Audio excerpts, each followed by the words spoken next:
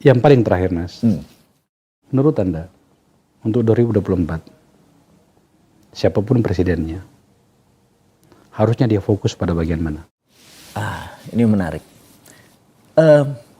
Saya ini dan teman-teman, dan kita memprovokasi dan ide-ide kita. Jadi kita, siapapun presidennya, minumnya sama gitu ya. Kita nggak semua sebut merek gitu ya.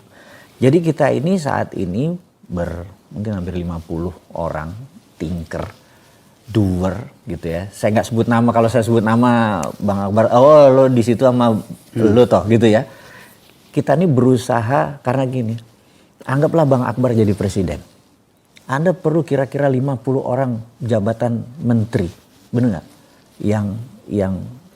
Yang menjadi ring nolnya Anda.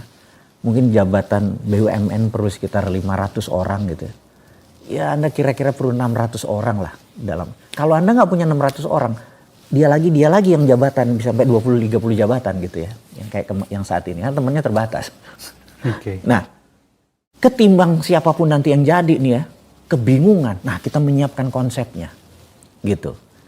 Jadi kita tahu yang terberat pada saat economic slowdown dengan inflasi di mana-mana, pangan harganya naik seluruh dunia karena efek-efek yang lain sebagainya.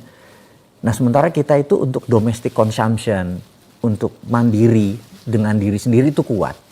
Maka ini yang mau kita fokuskan ke dalam negeri seperti China dulu. Jadi kita faktor ekonomi dalam negeri yang kita mau fokuskan dan kebijakan policy luar negeri. Jadi ada dua nih yang kita bagaimana kita bermain menyerang India karena kebijakan salah BJP pejabatnya nyebut kita tahan CPO kita dah gitu ya misalnya. Kita belum cantik mainnya neken. Kalau negara-negara teruk langsung tutup barang-barang India, langsung minta maaf sama negara teruk gitu ya.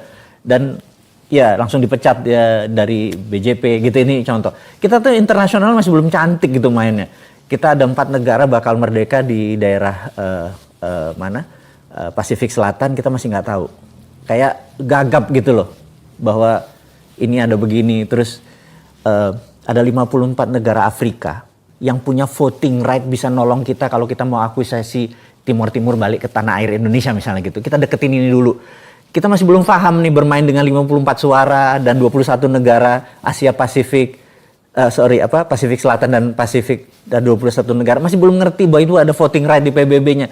Masih belum cantik lah gitu ya. Ini dari sisi luar negeri. Kalau di dalam negeri tadi, nah kita ngumpulin orang, tim yang benar-benar mengerti dan kita taat sama NKRI, benar nggak? Jadi siapapun yang jadi presiden, ya udah ini timnya.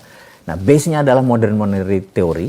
Jadi kita berani berargumen dengan siapapun bahwa kita akan mengurangi pinjaman tergantungan terhadap dolar. Kita berani membangun kekuatan dalam negeri. Itu kira-kira yang akan kita bawa. Dan orang-orang ini udah kita sebenarnya kalau lihat podcast kita, oh ini toh tim lo gitu kira-kira.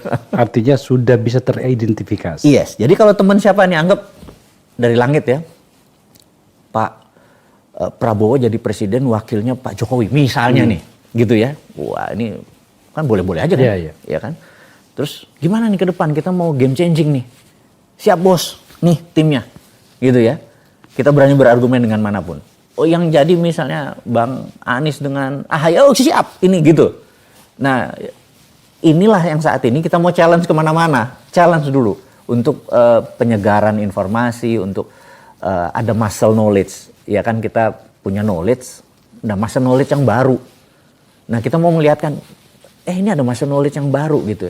Cuman kadang-kadang kalau kita santun, itu nggak dianggap. Ya udah kita nyeleneh, kita sontoloyo aja, hanya untuk buat orang nengok. Tapi orang marah juga kalau sontoloyo. Penting, abang. Jadi daripada 100 orang cuman kenal sama Bosman, lebih baik ada yang love dan hate, bener nggak?